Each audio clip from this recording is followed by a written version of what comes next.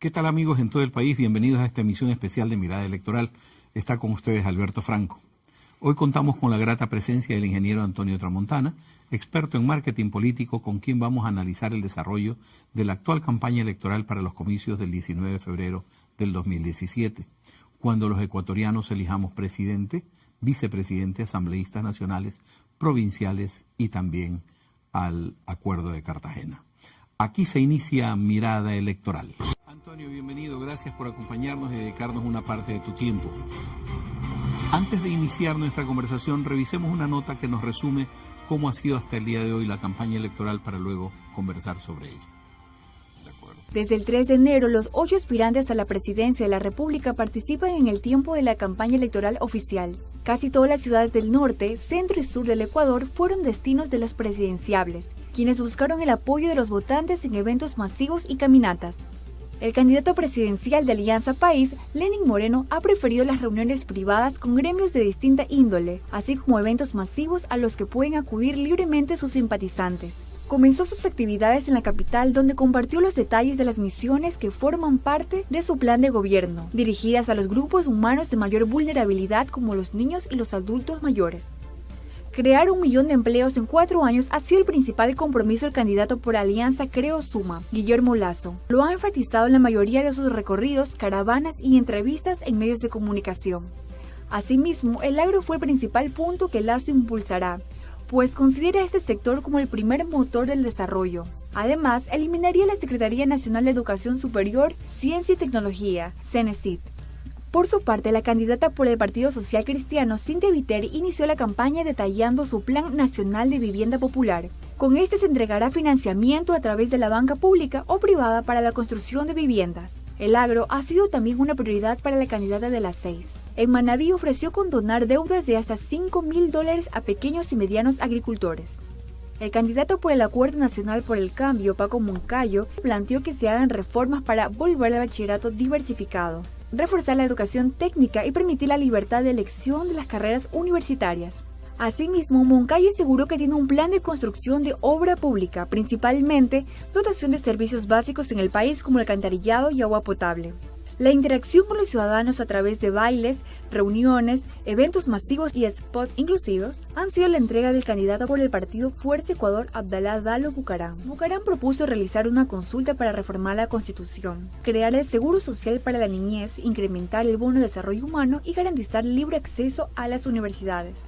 En medio de controversias, el candidato más joven del grupo, Iván Espinel por el movimiento Fuerza Compromiso Social, inició su campaña en Quito, en un encuentro con la fuerza pública al clausurar simbólicamente las instalaciones Petroecuador para protestar por los supuestos casos de corrupción de la entidad. De la misma forma, afirmó que los temas de aborto y la pena de muerte serán aprobados o rechazados por los ecuatorianos a través de una consulta popular. El candidato por el Movimiento Social Patriótica, Patricio Zuquilanda, utiliza como estrategia principal la visita de los medios de comunicación para difundir sus ideas para su plan de gobierno. De carácter reservado, el presidenciable prefiere pronunciarse de manera calmada y en pocas palabras con respecto a sus propuestas, entre las que destaca una reforma integral a la Ley Orgánica de Comunicación y la reestructuración de leyes como el agua, droga, entre otras. Mientras que Washington Pesantes, candidato por Unión Ecuatoriana, como una forma de reactivar la economía, propuso suprimir el cobro del IVA en los productos nacionales durante 36 días al año.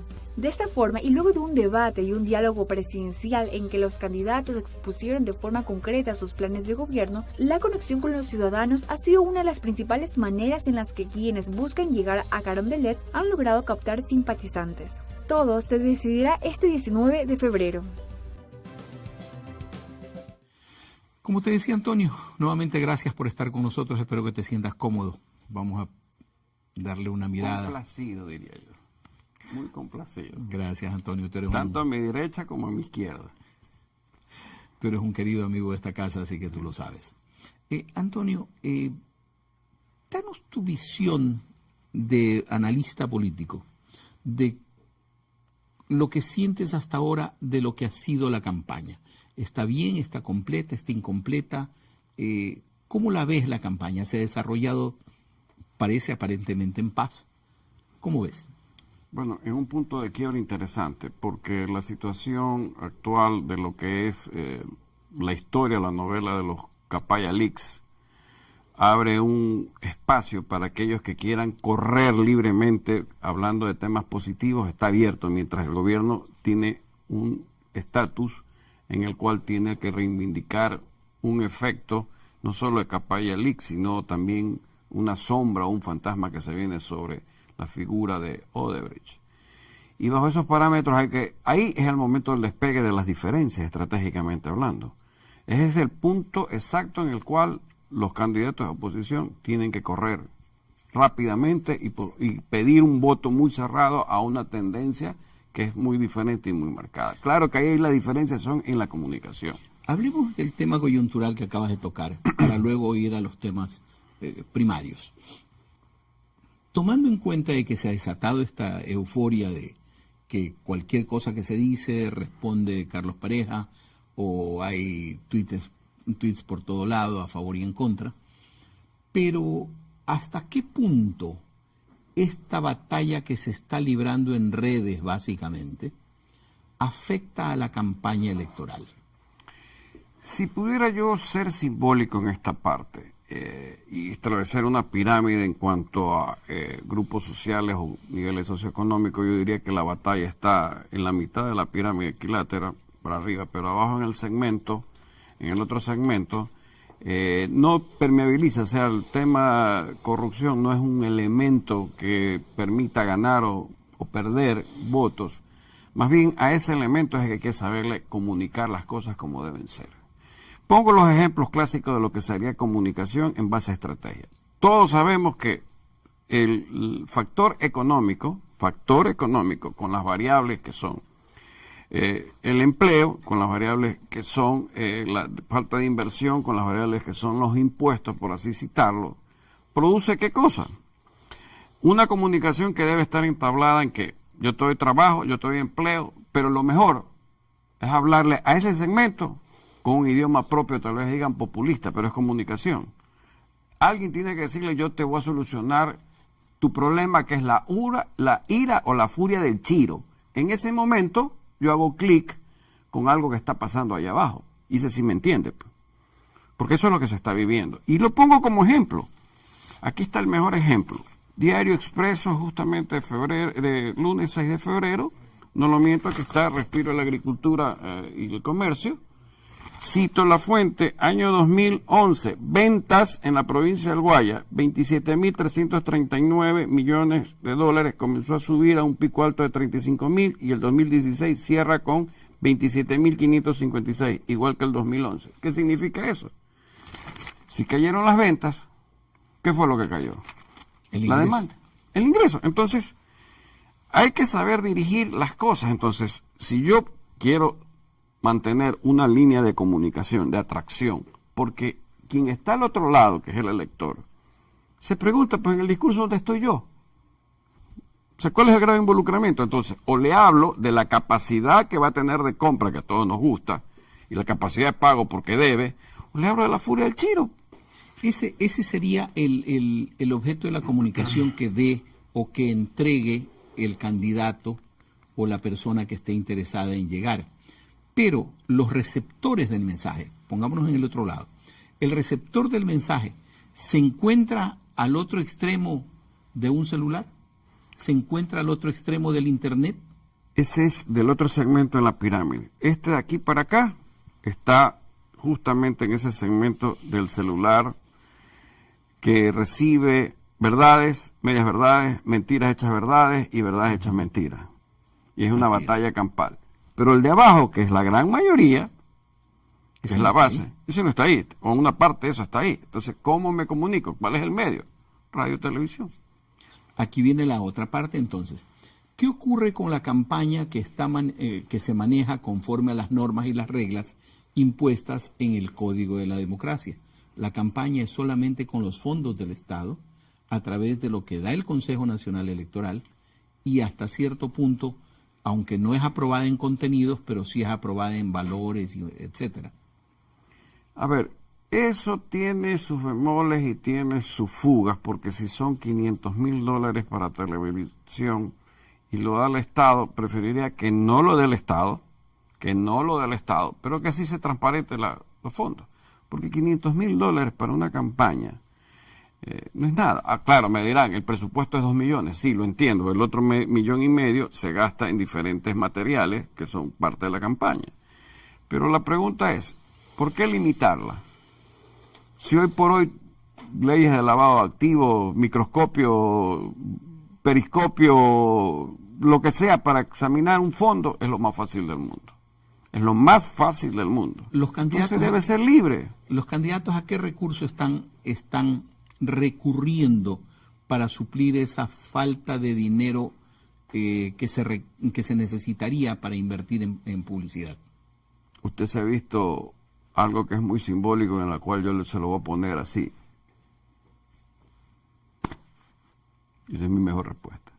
Hay cosas que no se deben decir, perdónenme, pero sabemos que las campañas, a ver, para no quedar, sabemos que una campaña política presidencial, una base mínima de arranque son $3 millones hacia arriba. Y con 3 millones usted medio optimiza ciertas cosas, no tiene todo el elemento posible, porque la campaña es desplazamiento, seguridad, afiche, material, bla, bla, bli, bla, blu. Entonces va sumando. Y por supuesto, yo no lo niego, porque no tengo nada que negar a estas alturas del partido. Los consultores políticos que estamos ahí, cobramos bien y tenemos que saber cómo liquidamos cuentas, ¿no? ¿Cuál es el problema? Solamente como información para nuestro público, ¿usted está participando en alguna campaña en esta ocasión? Estoy aquí porque no estoy participando en una campaña presidencial. Ya. O sea, no estoy ligado a ninguna campaña presidencial en forma directa. Tal vez subterránea, pero tal vez, pero lejano, sí, lejano. Usted siempre. Pero sí sé lo que tengo que hacer. Pero las está analizando permanentemente las campañas. Claro, pero sé justamente las cosas, es decir, espero que se dé la segunda vuelta. Ahí entramos, ya los motores están calientes, están overjoleados. Y vengo aquí a los tiempos, tal cual se lo digo, como el buen vino o el buen champán añejo, como siempre. Y lo vamos a tener el día 19, el día de las elecciones, para ir haciendo el análisis permanentemente conforme vayan dándose las cosas. Estaré aquí, les doy mi palabra. Para celebrar su cumpleaños juntos. Juntos vamos a celebrar. Lo único que ojalá que la Católica me permita poner aquí una botella de Johnny Azul, una XR de Esa no nos la permite. Es momento de hacer la primera pausa en Mesa Análisis Política y Actualidad. Regresamos en breve. Antonio, mi pregunta en antes iba encaminada hacia cómo están sustituyendo comunicacionalmente los candidatos esa imposibilidad de efectuar mayor cantidad de publicidad dentro de los medios, especialmente lo que es televisión. Bueno, aquí hay que saber medir las circunstancias de que se viven los 45 días de campaña de inicio del 3 de enero al 19 de febrero, pero el gran dilema es qué hice antes del 3 de enero para ir dosificando mi comunicación y no volverme cansino, que es lo importante, porque aquí se apretan las cosas. Y si en este camino de acá no pude decir lo que debería decir dosificadamente, se pierde, porque ya no comunico nada. Ya prácticamente no tengo mucho que decir, porque ya lo dije todo. Y si usted se pone a ver en el segmento anterior, más allá de que pudiera ser esto sonar a algo que no guste o que no agrade, pero es la historia, lo que estamos viviendo como campaña tiene nombre y apellido perfectamente establecido. Si alguien pudiera decir, yo te voy a dar pan, techo y empleo, calza. ¿Por qué no? Si usted se lo pone a ver, eso es. O la versión más popular, jama, camello y caleta. Esa es su versión. Me gusta su versión, yo le repito la de la historia. Pero yo sé que usted tuvo mucho que ver en esta versión. No tuve que ver, ahí estaba lejano. Yo tuve que ver más, y no lo niego, en la época del abogado Abdalá Bucaram. Por eso, esa es la versión de Abdalá. Claro, un solo toque, raya tu Mercedes, son cosas que son interesantes. Dígame una cosa, ¿y qué pasa con la presencia externa de Abdalá que está incursionando ahora último? ¿De qué forma podría gravitar? ¿Tiene algún peso todavía político? No, yo creo que el hijo está haciendo un buen papel proyectándose para unos 8 años. Y no es que lo menosprecio al hijo ni lo minimizo, sino que hay que comprender. ¿Cuál es el aspecto que hay que comprender? En un aspecto de iliquidez. o un aspecto financiero, la pregunta es, por mucha juventud no es lo que necesito, percibo que necesito algo de mayor peso. Y cuando hablamos de los pesos en función de los debates que hemos visto, yo separo de los 8 candidatos 4 pesos pesados y 4 pesos medianos. Yo no niego que el rol de la experiencia de la doctora Viteri es muy importante, pero el mayor ícono que ella tiene es ser mujer y debería aprovechar ese ícono. Porque ese ícono es el ícono de mayor interpretación para comunicarse con el rol familiar de hogar. Y hay que tener eso presente. Está empleando. O muy poco. Lo debería utilizar más. El otro rol que yo creo importante es el peso del señor Guillermo Lasso, que juega en la situación del país a la problema económico y financiero, que como banquero sabe qué puertas tocar, y alguna vez se lo dije a usted. Luego, ¿qué peso tenemos? El peso interesante del ex vicepresidente, un hombre que ha hecho mucha obra social en cuanto a visualizar los discapacitados, le da su peso y el empuje gubernamental, ¿verdad? ¿Y cuál cree usted que sería el 4 peso pesado? La presencia o la seriedad que en un momento determinado puede jugar con su experiencia de alcalde el general Paco Moncayo. Entonces, ese es el grupo de los pesos pesados donde la cosa es más seria. El otro grupo, yo tengo que decirlo como consultor, a mí sí me ha sorprendido el señor Espinel, más allá que no lo conozco, por la forma en que ha manejado la cosa. Le ha faltado más esquina. Sí es interesante lo que ha hecho el Abdalá Jr., sí es interesante en su buen manejo de imagen y su posicionamiento. Creo que Washington Pesante se quedó en el léxico legal que no es la materia. Y de Sociedad Patriótica, punto suspensivo, punto suspensivo, punto fenómeno suspensivo. Interesante. Es lo que tengo que decir. Lucio Gutiérrez llegó a presidente de la República, pero luego políticamente prácticamente desaparece. ¿Usted le atribuiría aquello a la campaña permanente de descrédito que ha habido en contra de él? No. ¿O a qué se debe? Tal vez sea duro en lo que voy a decir, pero que no se malinterprete las cosas. Usted tiene que ir a una velocidad con la tecnología y ser moderno. Pero no puede ser ni primitivo ni rústico. Ni primitivo ni rústico. Con eso lo he dicho todo. A buen entendedor, pocas palabras. A buen entendedor, pocas palabras. O sea, ¿qué? ¿Ya fuiste? ¿Te votaron? ¿No fuiste? Bueno, ¿qué? ¿A dónde está la verdadera esencia? Ahora, ¿hasta qué punto, vamos a ver los 4 pesados, los 4 más grandes, hasta qué punto está calando ese discurso a nivel popular? El de Lenín Moreno, de su asistencialismo, el de Cynthia Viteri, ese empuje y esa batalla que está queriendo dar contra todo, Lasso con su presencia nítida, pero que da un mensaje de cercano a Wall Street, y finalmente el general Moncayo, que no se define a propagarse, a promulgarse como un magnífico exalcalde, un magnífico exgeneral de la República, un triunfador del CENEPA. En definitiva, no ha marcado todavía una forma, un estereotipo sobre el cual embarcarse. ¿Por dónde cree que va el tema? Se lo voy a hacer simbólicamente, para que nos entendamos y encontremos cada factor de los 4 nombres donde calzan. Hagamos de cuenta que el país es un gran aljibe. Aquí está el aljibe. Todo lo que sale en agua tiene que entrar en agua, ¿verdad? La dolarización estaría ahí perfectamente identificada en cuanto a su curso y su contenido y su concepto. Muy bien. ¿Cuál es el problema del país? Que posiblemente esto no está entrando, por consiguiente, el problema es financiero. No puedo pagar cuentas. ¿Me equivoco, no? Aquí están. No puedo pagar cuentas. Si no puedo pagar cuentas, viene ahora el dato. ¿Quiénes son los que posiblemente entran en ese esquema simbólico a la solución? La abogada Viteri, como mujer, como ama de casa, como interpretadora de lo que es la familia, sabría lo que es el ahorro del agua, ¿verdad?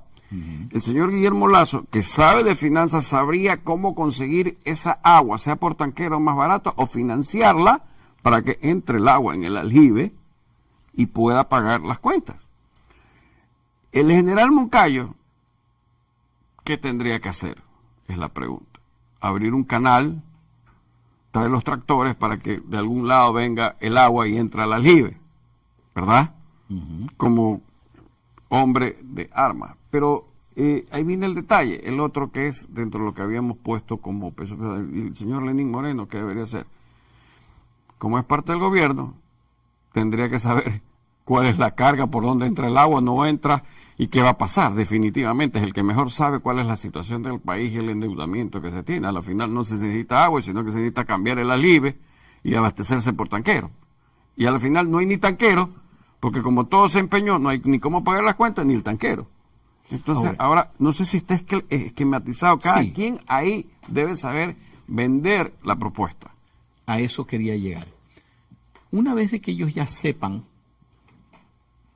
o que ellos lleguen a tener, ¿usted cree que ellos tienen cada uno ya una propuesta clara en ese sentido? Sí, a estas alturas del partido la propuesta va a estar clarísima. Ahora, esa propuesta clara que ya la tienen cada uno, ¿está pegando en las masas de electores o no? A ver, creo que puedo repetir encuestas propias de las que ya están públicas. O sea, algo pasa que si usted encuentra, y no vamos a hacer aquí a favor de ninguna lista, vamos a hablar, la lista verde sigue fluctuando entre lo que siempre ha sido su fuerza electoral, que aquí alguna vez se la definí, que era 25 más menos 5, y está en ese rango, porque está en 28 más menos 2, jugando. Luego el color amarillo empatado con el color azul, en un término de una diferencia de 8 puntos, 9 puntos, fluctuando de las referencias de promedio de todas las estadísticas.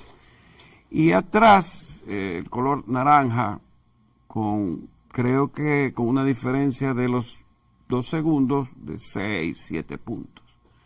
¿Qué quiere decir eso? Ojo, el problema no está ahí. El problema no es la distancia. El problema es que mi tesis, hipótesis por cierto, no verdad absoluta, es ¿qué puede pasar luego que hay Capaya, luego que hay Odebrecht, luego lo que hay lo de aquí, lo de acá?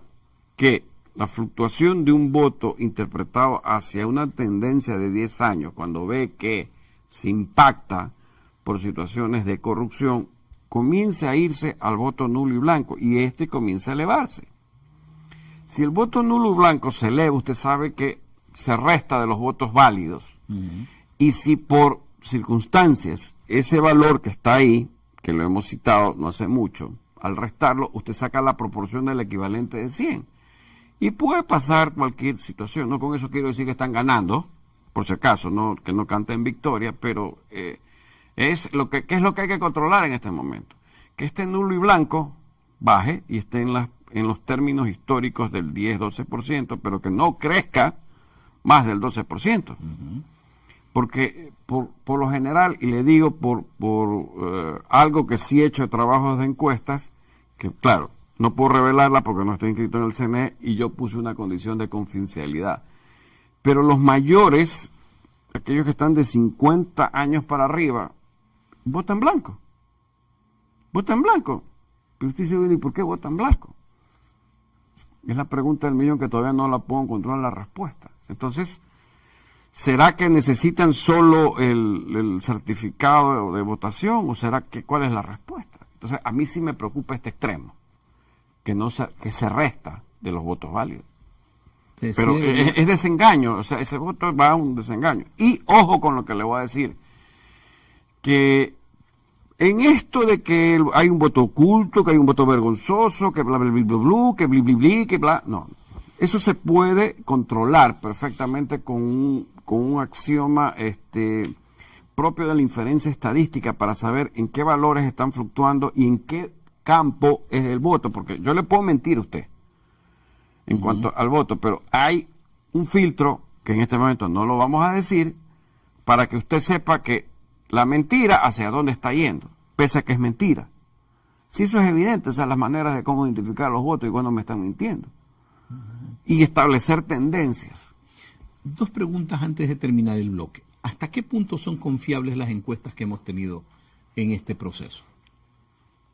Voy a decir 2 cosas. La primera, respeto a todos mis colegas, son sus encuestas. Lo único que ustedes, quienes entrevistan, deben preguntar cuánto es el muestreo y dónde es el muestreo. Si el muestreo está por arriba de 1000, acepto, pero cuidado, solo si es Guayaquil y Quito, que es el 42-3% de todo el Ecuador. Y esos son como punto número 1. El punto número 2, que hay encuestas que están en tratamiento. Unas tratan y otras mienten. Eso es clarísimo en esto. Yo no sé si le digo las cosas como son. Antes de irnos. Otra más. Antes de irnos, sí. El debate. Eso es con intereses, entonces. El debate. ¿Qué pasa? Piensas de los 2 debates que han habido? Interesantes. El primero fue para ajuste.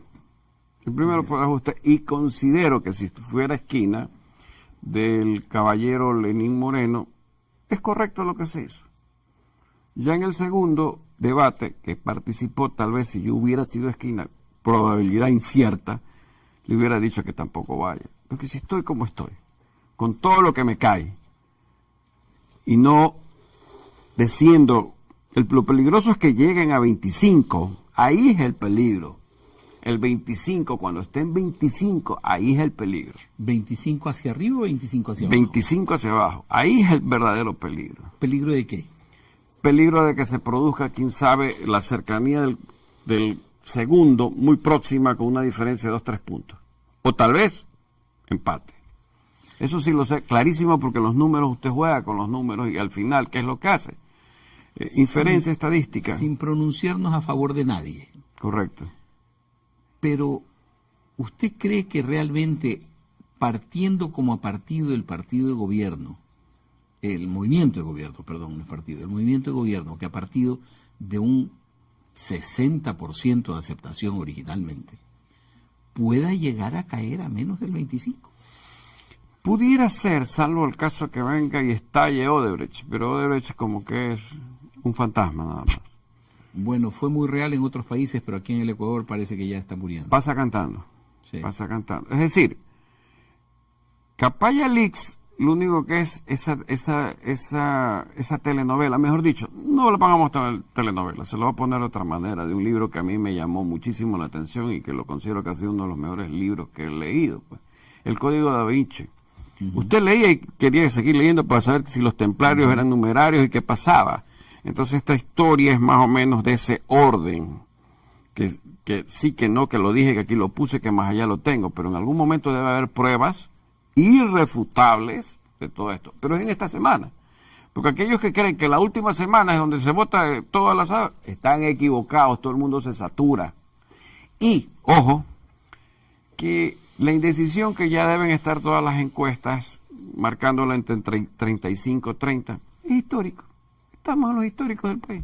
Usted revisa la última publicación del CNE, un libro que sacó, y usted ve que fluctúa ahí. Es más, a veces ese 30% es el colchón que se debe tener para cuando se encuesta. Odebrecht. ¿Qué cree que va a pasar con Odebrecht? Bueno, yo diría que Odebrecht, si es justicia americana, va a salir 1 por 1 el resultado, porque como usted bien lo sabe, el dueño, gerente general, accionista, como se quiera, dijo las citas y todos sus ejecutivos la dijeron. Y saben lo que hay. Pero los demás ministros fiscales de otros países fueron a ver y les dieron. Correcto. El ministro fiscal del Ecuador fue y no le dieron. Eso dice él. Tampoco lo desmiente el gobierno americano. O sea, ¿por qué no se lo da? No lo sé, pero lo debe tener. Este velo encima de lo de Odebrecht, encima de lo de Carlos Pareja, ¿hasta qué punto puede influenciar sobre el electorado? En el nivel de expectativa, de desenlace total. Por eso es que Capaya Leaks es la atracción y Odebrecht no es la atracción. O sea, pasó a otro nivel, pero si Odebrecht fuera, ya viene el lobo, y el lobo viene y ¡guac! Ahí usted verá. Es momento de hacer una nueva pausa en Mirada Electoral. Recuerde que puede seguirnos en las redes sociales. Nuestra página de Facebook es UCSG TV y en Twitter digite UCSG_TV. Volvemos inmediatamente con el ingeniero Antonio Tramontana. Estamos de regreso en Mirada Electoral. Hoy analizando la campaña política con el experto en marketing político, el ingeniero Antonio Tramontana. Antonio, continuando con esto de la campaña, como dijiste al principio, llegamos a un punto de quiebre. Pero lo que ocurrió antes, lo que se armó antes, ¿hasta qué punto? ¿Cómo calificarías tú la actuación del Consejo Nacional Electoral? Todo el andamiaje estatal en preparación de. ¿Tú ves de que no hay ninguna novedad? ¿Está todo bien? Surge solo esta problemática de los fallecidos en el padrón electoral, pero no sé dónde está lo legal, es la única duda. Es la única duda. Pero a la final no es duda ni nada, porque solamente es depuración. Ya. Ahora, el proceso de votaciones, el proceso de recolección, que muchas personas han tratado de indicar, especialmente los que están en la contienda política, de indicar de que habrían dudas en el proceso de contabilización, en el proceso de recuento o de contabilidad de los votos. ¿Tú crees que dado el sistema que se sigue, hay la probabilidad de que pueda haber alguna falla intencional o no intencional sobre el conteo? No creo, porque los sistemas hoy por hoy son más auditables, número uno. Y porque cuando los sistemas son más auditables, esto es interesante. El rango que es científico, que está inclusive escrito no me acuerdo la referencia donde es exactamente, si usted o si alguien coge el 5% para hacer fraude, que de acuerdo a las alícuotas de nuestra elección deberían ser por cada 1% 100.000 votos, manipular 500.000 votos se vuelve un tema muy complicado, muy complicado. Si lo quiero decir como la fuente que estoy tomando, que no es de mi propiedad en el sentido intelectual, eso es, 5% es demasiado. Entonces hay fluctuaciones que uno tiene que tener en cuenta. Y más que todo, usted audita. Entonces volvemos a lo clásico, que sí, que la pluma, si rayas, la tinta se te borra. Que es que el anillo tiene y anula el voto. Que lo de aquí, que lo de allá, que lo de más acá, que esos fantasmas que venimos conociendo desde hace yo le pregunto, hay celulares, sale el acta contabilizada y hay quienes están contabilizando. ¡Pac! Se acabó el acta. Ahí está el acta, ahí está el registro. ¿Para qué está el celular? Ahora, perfecto, ya se tomó la foto del celular, ya se la tiene. Se ha hablado de que se la va a remitir a alguno de los partidos, está organizando las cosas de que se va a remitir esa acta tomada a un centro de datos. ¿Es factible? ¿Se lo va a hacer? ¿Usted conoce algo? Tengo entendido que sí. O sea, el proceso de recolección alterno que tienen los partidos políticos, o sea, la campaña, hay dos tipos de campaña política. La campaña propagandística, la campaña de estar en el terreno, la campaña de la publicidad, la campaña de la promoción, bla, bla, bla, bla, bla. Esa es la una. Ya. Pero cuando esa muere, comienza la verdadera, pues, el control electoral. Pues. Ya. Que esa es en la cual el voto se cuida en cada recinto, en cada mesa. La contabilidad, precisamente, o sea, el conteo. ¿Y están preparados los partidos para eso? Yo sí creo que deben estar preparados para eso. O sea, no dudo, claro, cuesta. Evidentemente que cuesta. Cuesta desde la persona que usted la coloca en la mesa a controlar. ¿Verdad? Si usted dice, ok, 40.000 juntas receptoras del voto, donde votan creo que 330 y pico. ¿Puede colocar 40.000 personas capacitadas? Cuestan. Por supuesto. Puede costar desde $5 a 10. primer costo. El agua, 25 centavos. La comida, $2. Lo demás allá. Entonces, $20 por persona. Más o menos. Entonces yo pregunto, ¿y que controla eso el CNE? ¿Yo lo voy a justificar del partido político? No lo justifico. Entonces, ¿qué queremos? ¿Elecciones transparentes? ¿Realidades o verdades? ¿Legitimidades o legalidades? ¿En esto aquí? ¿Razones o verdades? Entonces ahí estoy sintiendo una crítica de parte suya en el sentido de que no se puede tener una campaña totalmente honesta por las limitaciones que se han impuesto a través de la ley. Le voy a decir cuál es mi punto de vista de pensar. Yo sostuve en el año 2004 que debería haber reelección y considero que es 4 años. Y le voy a decir por qué. Primer año, no sabe ni cómo gobernar. Segundo, aprende. Tercero, dice ya nos vamos. Y cuarto, me fui. Entonces debe haber reelección. Pero para mí, el voto no es obligatorio.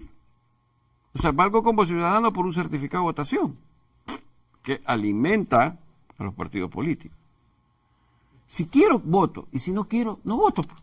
¿Cuál es la obligatoriedad en términos de concepto legal de votar? Si vivo en democracia, trabajo en democracia, hay Estado, hay gobierno, entonces vamos a las realidades. ¿Por qué votar obligatoriamente? Porque hay que ejercer ¿Sabe por qué hay que ejercer eso de ahí? Porque al final se contabiliza, el Estado saca las cuentas, debe haber, y alimenta a los partidos políticos. Entonces, yo creo que debe ser de otra manera las cosas. O sea, considero que ahí es cuando usted encuentra la razón de ser de los verdaderos liderazgos. Si yo soy líder, mi palabra tiene firmeza, me vendo bien, me perciben bien, le digo a la gente, tú estás aquí, aquí, aquí y aquí, en el discurso, ¿sabes qué? Solito es contagio de masas. No hay otra cosa que descubrir. ¿Qué quiere que le diga? Se me viene ahora. En Guayaquil ocurre un fenómeno interesante. Cuando han habido elecciones de alcalde y de presidente, en diferentes momentos, lógicamente, la gente que ha votado por Nebot ha votado por Correa. Sí. ¿Ya? ¿Qué va a ocurrir ahora? Bueno, el alcalde tiene una obra en la ciudad, no es candidato, y el actual mandatario no es candidato, pero tiene su candidato. Cada uno lo tiene. Sí, cada uno lo tiene. Pero no son endosables. Eso es lo que va a haber en esa parte, lo divertido. Entonces, si la obra social cristiana en la ciudad de Guayaquil es la que ha necesitado ese voto, sí va a tener la fuerza. Y si la obra del gobierno tiene su razón de ser, pero hay Capaya, hay Odebrecht, hay quiebre, hay cosas. Ahí está el problema de todo esto. Mientras el uno no es candidato, pero tiene una fuerza justamente que la ha demostrado en sus elecciones, el otro sí tiene una fuerza, pero disminuida con su candidato. Ahí vamos a ver cuál es la realidad de los 20 asambleístas en Guayas, pero por sobre todo el distrito 1, 2 y 3. ¿Por qué? Porque ahí tiene que haber 5 de cada uno, ¿verdad? En una contienda en la cual hay un solo ingrediente que no es igual al del 2013, porque ahora creo tiene asambleístas. Entonces, en el 2013 no hubo, ¿verdad? Creo, y no hubo tampoco Centro Democrático, que de alguna manera ese 1.000.000 de votos, ahora vamos a saber si son 1.000.000 de votos en Guayaquil, para tener una realidad de, bueno, ¿eres líder o no eres líder? ¿Verdad? Y hay candidatos y candidatos, hay excelentes candidatos, digo yo, cada cual dentro de su belleza intelectual y física, ¿verdad? Atractivos y atractivas, sin dar nombres y apellidos, por supuesto. ¿Usted cree que la presencia de los dos máximos líderes, tanto del social cristiano cuanto de Alianza País, Correa y Nebot, ha influido en algo en estas elecciones? Porque no creo que han estado muy presentes en la campaña, ¿o me equivoco? En cierta forma se han estado presentes, porque la presencia no tiene que ser abandonada, o sea que se haga caravanas o caminatas o lo que se haga por parte del local y por parte del nacional. Todos sabemos que el día del último debate tuiteó lo que quiso. Estuvo permanentemente en tuiteo el último debate del Diario del Comercio. Entonces no son ajenos a la realidad de esta elección. Claro, el problema es cuánto endoso. Esa es una realidad. ¿Cuánto empujo? Sabemos de que en época de campaña todo es posible. Lo que está pasando de los Capaya Leaks, de lo de Odebrecht, ¿fue por casualidad que apareció o usted cree que formó parte de una estrategia de campaña de alguien? Terminó en una estrategia, pero fue casualidad, porque todo comienza no por Capaya Leaks, sino Panama Paper, que fue lo que desata esto. Y esto tiene una consecuencia mayor más atrás. Los Wikileaks, Panama Paper, Capaya Leaks, Odebrecht y quién sabe qué más. O sea, es una cadena, cojo, es una cadena. Y de su olfato político, amén de los conocimientos que normalmente llegan cuando se está en estas lides, ¿habrá más? Por supuesto, tiene que haber. O sea que esta semana que viene es... Esta es la divertida. O sea, de aquí hasta el viernes. Por supuesto, es ni más ni menos, haga de cuenta. Si se come un buen ceviche mixto y le sirven unos tallarines con mariscos o una corvina en salsa de marisco, la pregunta es, ¿qué más cosa deliciosa puede haber? ¿Ah? Aparte de un buen vino, Black de Black, español, hasta le doy los ingredientes precisos y veo que se le hace agua a la boca, ¿verdad? Antonio, como siempre, es muy agradable conversar contigo, aunque a veces nos dejas un poquito en el misterio, pero es muy agradable conversar el 19 Ahí vamos al calor de un buen café, porque no, bueno, puede ser un Irish Coffee, acepta un Irish Coffee. Que no nos mantienen todavía con la prohibición el día 19. Pero nadie sabe que habrá eso ahí, pues, o sea, ni que tengan olfato de qué, pues. Antonio, gracias por haber estado con nosotros muy y por complacido, compartir tus opiniones. El tiempo se nos ha terminado, les agradecemos también a ustedes, amigos televidentes, por haber estado con nosotros semana a semana. Hasta pronto.